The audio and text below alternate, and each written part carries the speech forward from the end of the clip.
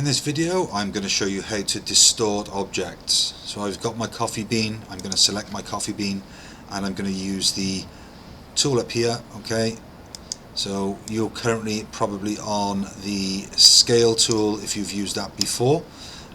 One thing I wanted to show you about the scale tool, if I rotate an object, it rotates around the point that's in the middle, so you should be able to see a small dot in the middle. If I move that dot and I drag it there and then I rotate, okay, my image now rotates around that point.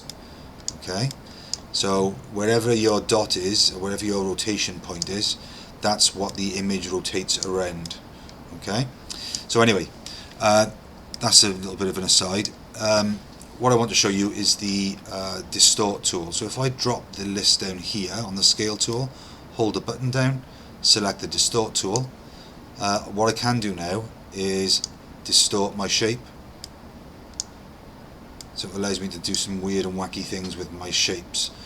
Okay, so that's how you use the Distort tool in Fireworks.